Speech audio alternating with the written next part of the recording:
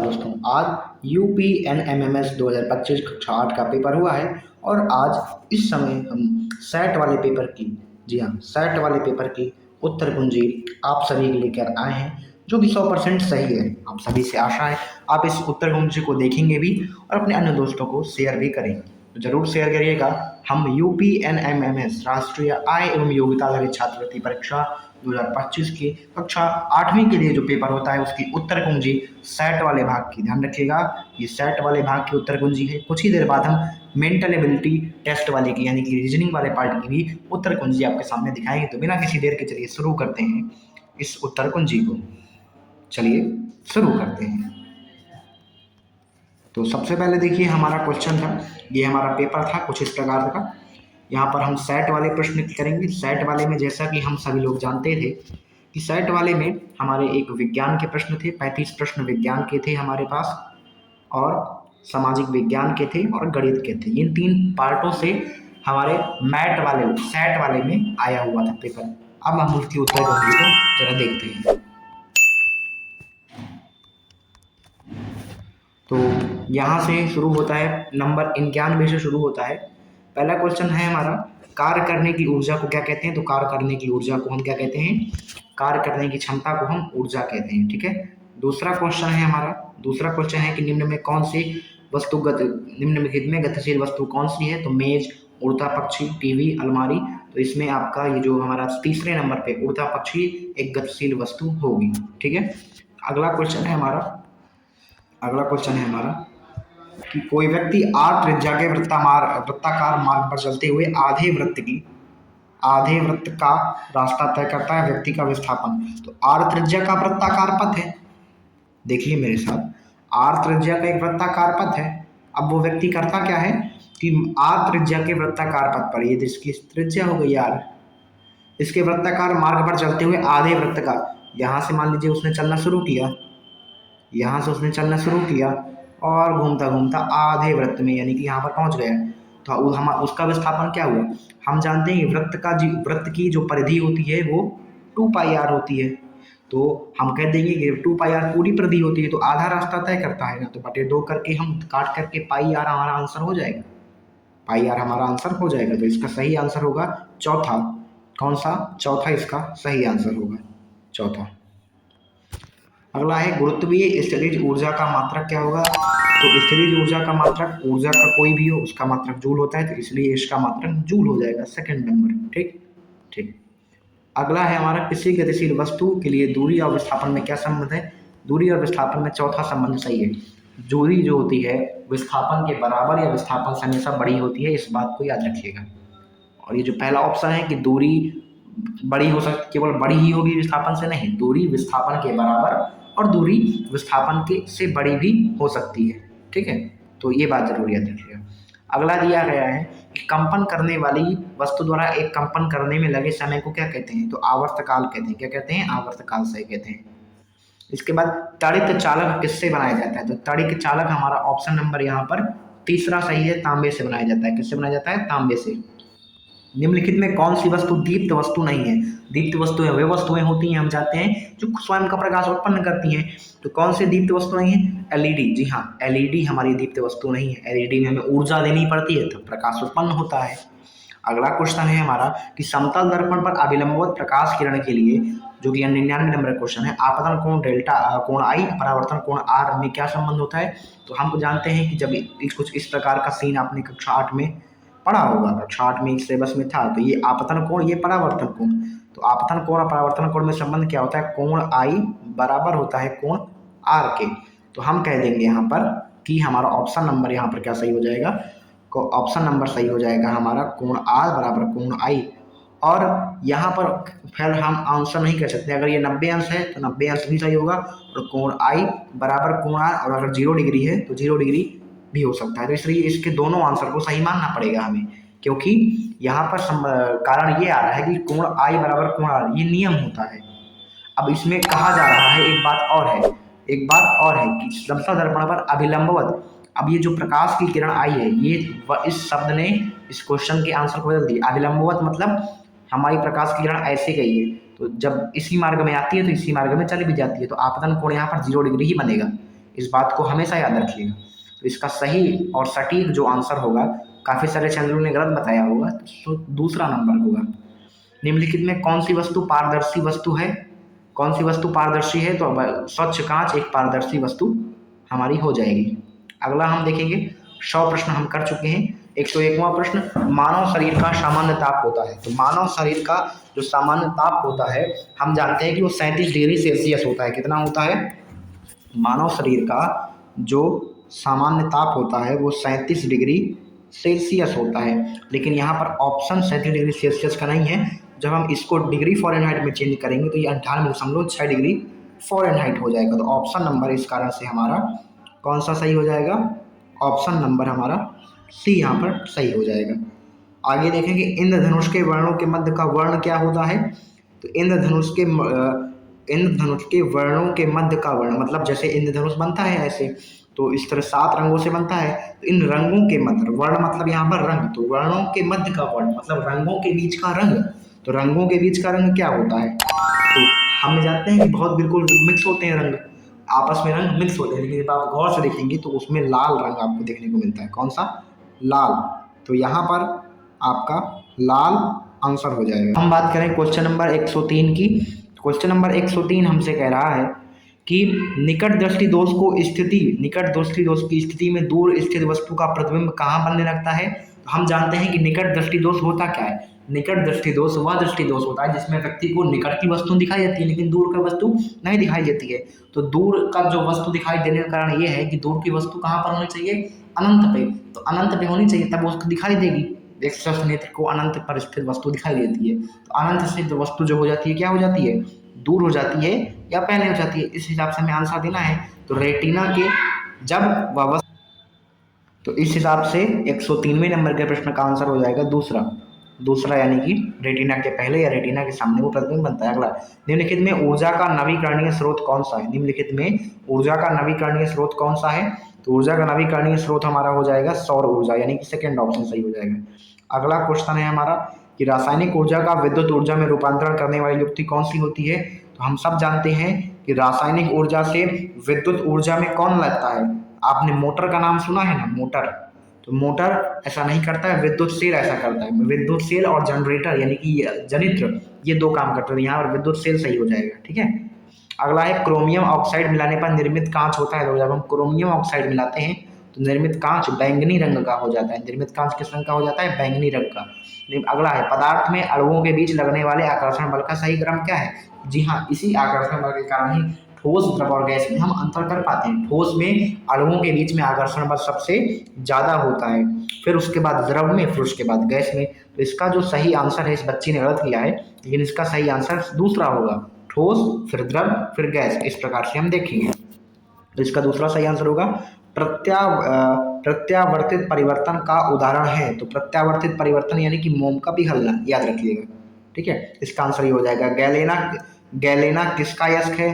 तो लेड और गैलेना, तो गैलेना जो होता है लेड का, लेड यानी कि पीबी जिसको हम कहते हैं, कि इसका अयस्क हो जाएगा। इसके बाद बात करेंगे प्रयोगशाला थर्मामीटर के अधो बिंदु का ताप। अधो बिंदु का ताप क्या होता है? तो याद रखिएगा 100 डिग्री सेल्सियस। अधो बिंदु का मतलब जैसे आपने प्रयोगशाला में देखा होगा, जब आपके स्कूल में लैब है क्लास 8 में, तो वहाँ पर आप देखिएगा जब उसका जो थर्मामीटर होता है अधो बिंदु पर, मतलब मैक्सिमम टेम्परेचर कहाँ तक जा सकता है, तो यहाँ पर इसलिए कुछ बिंदु बना होता है और, है ना, और यहाँ पर लिखा होता है कि 100 डिग्री सेल्सियस। तो इस प्रकार से इसका आंसर दूसरा हो जाएगा। हम यहाँ पर एक्सप्लेन ज़्यादा नहीं करेंगे। पदार्थ की सूक्ष्मता में इकाई क्या है? पदार्थ की सूक्ष्मता इकाई आपका चौथा नंबर सही हो जाएगा, यानी कि परमाणु है। कपास की खेती के लिए उपयुक्त तापमान कौन सा है? तो इसका आंसर सही हो जाएगा हमारा दूसरा। इसके बाद है 113वां नंबर, भेड़ के रेशों की चिकनाई। तो इस वाले का आंसर हो जाएगा हमारा दूसरा आंसर।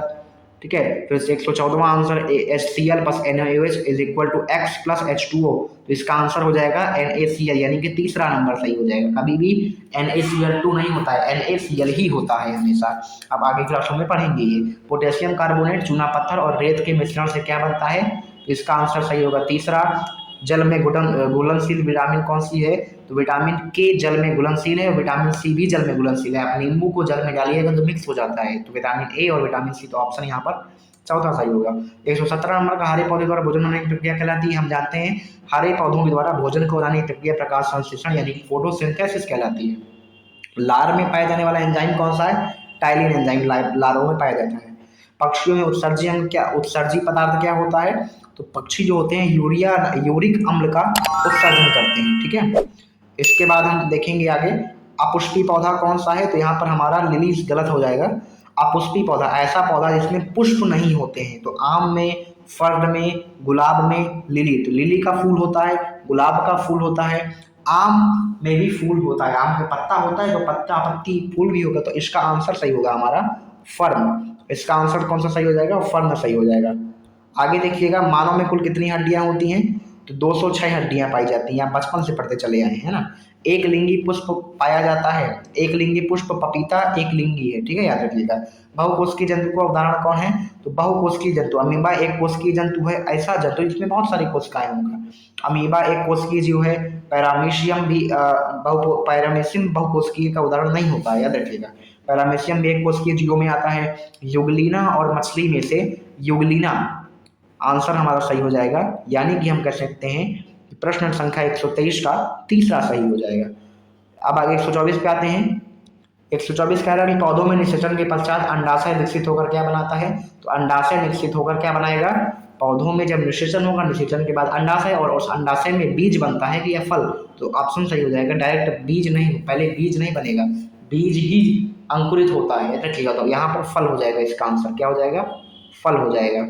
आगे देखेंगे हम, एक कोशिकीय जीव का उदाहरण नहीं है, नहीं है, तो अमीबा है, पैरामीशियम है, युगलीना। तो युगलीना अभी बताया, तो इस हिसाब से इसका डी ऑप्शन यानी कि युगलीना सही हो जाएगा। मायंत्री उल्लेख का किस गायत्री मंत्र का उल्लेख किस वेद में किया गया है? तो ऋग्वेद में गायत्री मंत्र का उल्लेख है, ठीक है। गायत्री मंत्र ओम भूर्भुवस्वाहा आपने सुना होगा। एलोरा के कैलाश मंदिर का निर्माण किस शासक ने करवाया था? तो इसका जो सही आंसर होगा, एलोरा की जो गुफाएं महाराष्ट्र में है, उसके कैलाश मंदिर का निर्माण किस शासक ने करवाया था? कृष्ण प्रथम ने, कृष्ण द्वितीय ने, महेंद्र वर्मन प्रथम ने, महेंद्र वर्मन द्वितीय ने। इसका सही आंसर हो जाएगा महेंद्र वर्मन प्रथम ने, ठीक है। फिर इसके बाद अगला क्वेश्चन है, पानीपत के तृतीय युद्ध में मराठा संघ को किसने पराजित किया था? तो अहमद शाह अब्दाली ने, अहमद शाह अब्दाली ने पराजित किया था। अगला क्वेश्चन है, शिवाजी के अष्ट प्रधानमंत्री परिषद में किसे सर्वोच्च स्थान प्राप्त हुआ? पेशवा को, यानी कि प्रधानमंत्री को। इसका सही ऑप्शन हो जाएगा पहला नंबर, ठीक है। आगे हम देखेंगे कि धम्म महामात्रों की नियुक्ति किसके शासनकाल में हुई थी? चंद्रगुप्त मौर्य में। जिसके शासनकाल में हुई थी? नहीं, गलत है, मेरे हिसाब से ये आंसर गलत होना चाहिए, क्योंकि धम्म नामक जो धर्म था वो अशोक ने अपनाया था। तो धम्म महामांत्रों की नियुक्ति किसके शासनकाल में हुई थी? इसका सही जवाब, काफी सारे यूट्यूब चैनल ने गलत बताया होगा, इसका सही जवाब अशोक था। इसीलिए हम आंसर लेट मिलाए हैं, लेकिन 100% सही और सटीक लेके आए हैं। शेरशाह सूरी का मकबरा कहाँ स्थित है? तो याद रखिएगा, शेरशाह सूरी का जो मकबरा है, तो मकबरा है वो आपका काबुल या लाहौर, दो आंसर इसमें लगे हुए हैं। तो इस हिसाब से मैं बताऊं तो शेरशाह सूरी का जो मकबरा है वो लाहौर में नहीं, काबुल में स्थित है। कहाँ? पहला नंबर ऑप्शन हमारा सही हो जाएगा। अगला क्वेश्चन है, मोहम्मद गौरी और जयचंद के बीच कौन सा युद्ध लड़ा गया? चंदावर का युद्ध लड़ा गया था, चंदावर का युद्ध। सिंधु घाटी सभ्यता के किस स्थल से बंदरगाह का साक्ष्य मिलता है? तो लोथल गुजरात एक बंदरगाह है, यहाँ से बंदरगाह का साक्ष्य मिलता है। सिंधु घाटी सभ्यता का ये बंदरगाह था। फिर इसके बाद कोलंबस किस देश का निवासी था? कोलंबस हमारा स्पेन का निवासी था। कहाँ का? स्पेन का निवासी था कोलंबस। आगे देखेंगे 135, रामकृष्ण मिशन की स्थापना किसने की थी? स्वामी विवेकानंद ने रामकृष्ण मिशन की स्थापना की थी, ठीक है। अगला है, भारत में सत्याग्रह आंदोलन किसने चलाया था? महात्मा गांधी ने चलाया था। तहकीक ए हिंद पुस्तक के लेखक अलबरूनी है। कौन है? अलबरूनी, पहला ऑप्शन सही है 137 का। 138 नंबर में कौन दिल्ली सल्तनत का अंतिम वंश था? खिलजी वंश दिल्ली सल्तनत का अंतिम वंश था। दिल्ली सल्तनत में यानी कि अंतिम वंश शासक करने वाला यही था। बाबर द्वारा किस भाषा में तुजुक ए बाबरी लिखी गई थी? तो इसका सही ऑप्शन हो जाएगा उर्दू भाषा में। बाबर, ये लोग मुस्लिम थे और मुस्लिमों की हम भाषा जानते हैं कि उर्दू ही होगी। हर्षवर्धन हर 5वें साल दान समारोह का आयोजन कहाँ पर किया करता था? तो हर्षवर्धन हर 5वें साल आयोजन कहाँ पर करता था? कन्नौज में करता था। कहाँ पर? कन्नौज में। किन शैलों में जीवाश्म नहीं पाए जाते हैं? तो इसका औषधि शैलों में जीवाश्म नहीं पाए जाते हैं। इनमें कौन सी एक रबी की फसल है? तो चना एक रबी की फसल में आता है, हम जानते हैं, ठीक है। इसके बाद निम्नलिखित में कौन सा एक गैर परंपरागत ऊर्जा का स्रोत है? गैर परंपरागत मतलब जो परंपरा नहीं चली आ रही, तो यहाँ पर हम इसको प्राकृतिक गैस कर देंगे। इसका सही ऑप्शन हो जाएगा प्राकृतिक गैस, चौथा नंबर। उत्तर प्रदेश में कालीन उद्योग के लिए कौन सा जिला? तो भदोही। अगला प्रश्न है हमारा, पृथ्वी पर मूलतः एक ही विशाल भूखंड था जिसे पैंजिया कहा जाता था। जिसे क्या जाता था? पैंजिया कहा जाता था। तो ऑप्शन नंबर सेकंड हो जाएगा। पैंजिया फिर टूटा, फिर आगे के बने, तो हम चर्चा बाद में करेंगे। अगला क्वेश्चन है हमारा 146 नंबर का, निम्नलिखित में कौन सी ठंडी धारा ठंडी नहीं है? तो लेब्राडोर धारा जो होती है वो ठंडी नहीं होती। नरौरा परमाणु ऊर्जा केंद्र कहाँ पर है? तो उत्तर प्रदेश में है। कहाँ पर है? उत्तर प्रदेश में है। वलित पर्वत का उदाहरण है, वलित पर्वत का उदाहरण ब्लैक फॉरेस्ट है। क्या है? Black forest. भारत में मानसून की उत्पत्ति निम्नलिखित पवनों में से किसके द्वारा होती है? तो भारत में जो दक्षिण पश्चिम की पवन है, दक्षिण पश्चिम की जो हवा है, उसके द्वारा मानसून भारत में आता है। गंगा और यमुना का संगम स्थल कौन सा है? तो प्रयागराज में गंगा और यमुना नदी का संगम स्थल है। तो ऑप्शन नंबर, सॉरी मैंने थोड़ा बड़ा गोला लगा दिया, ऑप्शन नंबर सेकंड यहाँ पर सही हो जाएगा। इसके बाद हम कहेंगे सूचना का अधिकार, तो इसको हम आरटीआई के नाम से भी जानते हैं, और सूचना का अधिकार वर्ष 2005 में पारित हुआ था। ठीक है, सेकंड ऑप्शन इसका हो जाएगा। कौन संसद का अनन्य भाग नहीं है? तो संसद जो होती है लोकसभा, राज्यसभा और राष्ट्रपति से मिलकर बनती है, इसका ऑप्शन सेकंड हो जाएगा। ये उपराष्ट्रपति इसका भाग नहीं था। मौलिक अधिकारों की संख्या कितनी भारत में वर्तमान समय में? 6 मौलिक अधिकार हैं, पहले 7 हुआ करते थे। ठीक है, आपको पता है। राज्यसभा किसके द्वारा भंग की जा सकती है? तो राज्यसभा किसके द्वारा भंग की जा सकती है? प्रधानमंत्री द्वारा, राष्ट्रपति द्वारा, मंत्रिपरिषद द्वारा, उपरोक्त में किसी द्वारा नहीं। तो राज्यसभा इसका सही हो जाएगा, डी ऑप्शन, किसी के द्वारा भंग नहीं की जा सकती है। भारतीय संविधान के अंदर निम्नलिखित में किसे मूल अधिकारों का संरक्षण समझा जाता है? तो मूल अधिकारों का संरक्षण कौन है? न्यायपालिका। कौन है? न्यायपालिका। लोकसभा का चौथा स्तंभ कौन होता है? लोकसभा का चौथा स्तंभ मीडिया होती है। मीडिया लोकसभा का चौथा स्तंभ होती है। अगला क्वेश्चन हम देखेंगे, उत्तर प्रदेश के प्रथम मुख्यमंत्री कौन थे? गोविंद वल्लभ पंत। कौन थे? गोविंद वल्लभ पंत। ये हिंदी के एक साहित्यकार भी रह चुके हैं। जिला पंचायत सदस्य का चुनाव लड़ने के लिए आयु कितनी होनी चाहिए? तो मैक्सिमम, मैं कह रहा हूँ इस बात को हमेशा याद रखिए, कोई भी आपको चुनाव लड़ना है, आपकी न्यूनतम उम्र कम से कम 25 वर्ष होनी ही चाहिए।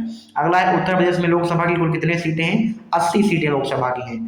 ठीक है, संविधान सभा के स्थायी अध्यक्ष कौन थे? Doctor B R Ambedkar. का यहाँ पर आंसर नहीं है, तो डॉक्टर राजेंद्र प्रसाद हम सही करेंगे।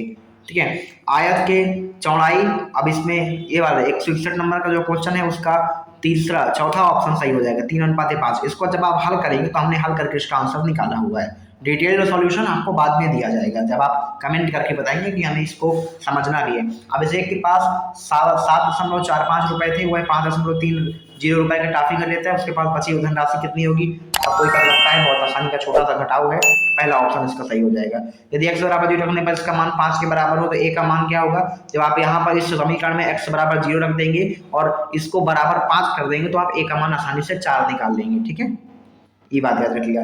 अब अगला क्वेश्चन कर रहा है 164 का, यदि x और y, यदि दो राशियां x और y प्रतिलोम समानुपातिक हों तब, तो हमारा तीसरा ऑप्शन x का मान अचर होगा, तीसरा नंबर का ऑप्शन सही हो जाएगा।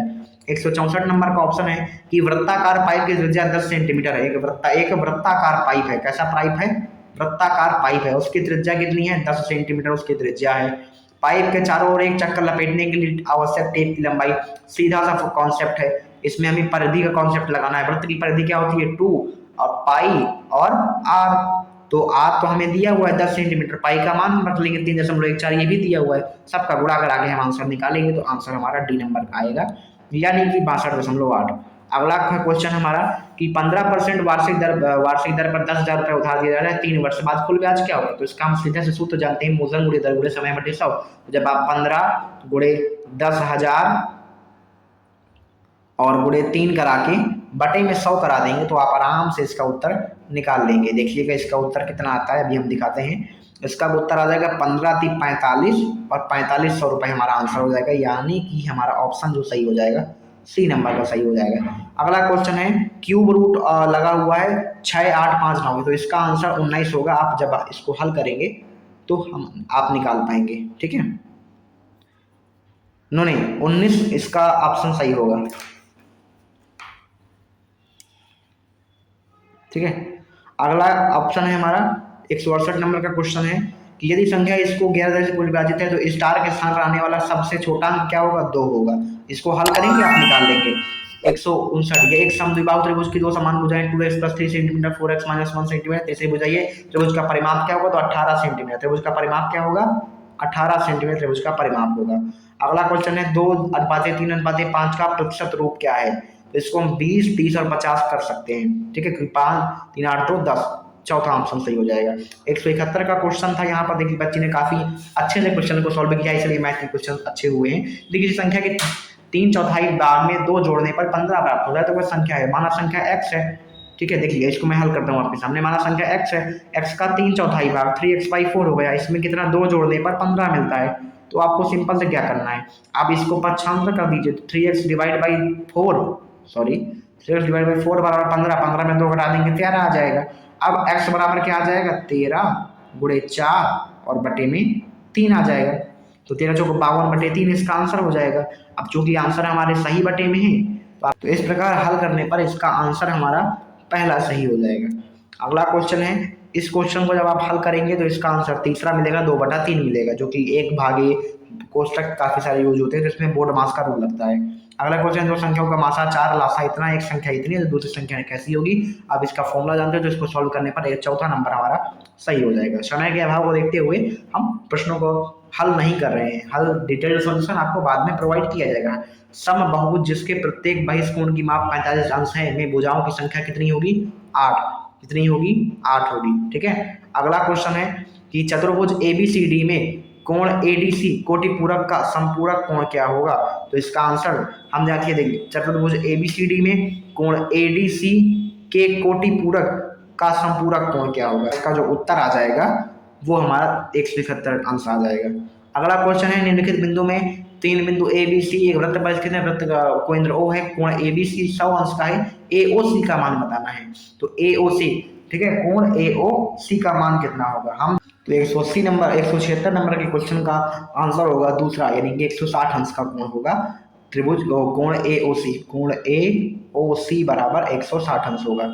अगला क्वेश्चन है 177, निम्न में कौन शून्य के बराबर नहीं है। तो इसका सही ऑप्शन आ जाएगा कौन शून्य के बराबर नहीं है। आप 0 में 5 का भाग लगाएंगे तो 0 आएगा, तो 0 में 10 डिग्री आप जोड़ेंगे तो इसमें शून्य के बराबर ये नहीं आएगा। तो ऑप्शन नंबर ए हमारा सही हो जाएगा 177 का। इसके बाद हम बात करेंगे 3 से 1/3 का, सॉरी 31 से 1/3, 31/3 का गुणात्मक प्रतिलोम क्या होगा। तो पहले आप इसको हल कर लेंगे, फिर इसके बाद जो भी आएगा उसको आप सॉल्व करके निकालेंगे, तो इसका सही आंसर दूसरा आएगा। कौन सा आएगा, दूसरा आएगा। अगला है आंकड़ों में 13, 16, 12, 14 की माध्यिका क्या होगी। तो माध्यिका इसकी 12 होगी। क्या होगी, 12 होगी। हल करेंगे आंसर आ जाएगा। इसका आंसर क्या होगा, इसका आंसर पहला ऑप्शन होगा। तो इस प्रकार से हमने देखा 180 नंबर का आंसर क्या होगा, पहला ऑप्शन होगा। और आप सभी से एक ही गुजारिश है, अगर आपको वीडियो पसंद आया हो, आपको सही आंसर की मिली हो, तो आप जरूर इस चैनल को सब्सक्राइब करिएगा और अपने दोस्तों को ये वीडियो जरूर शेयर करिएगा, ताकि वो भी और बताएं कि उनके कितने प्रश्न सही हैं। और जिन जिन लोगों के भी प्रश्न सही हुए हैं, अच्छे खासे या बुरे भी सही हुए, उनको घबराने की जरूरत नहीं है। कट ऑफ बहुत ही कम जाने वाली है, परेशान होने की कोई ज़रूरत नहीं है। इसमें कुछ प्रश्न ऐसे भी थे जो आउट ऑफ सिलेबस हम कह सकते हैं। ठीक है, तो कट ऑफ बहुत ही कम हो जाएगी। और सभी लोग कमेंट करके जरूर जाएंगे कितने लोगों ने कितने प्रश्न सही किए। धन्यवाद, मिलते हैं बाद में। जय हिंद, जय भारत।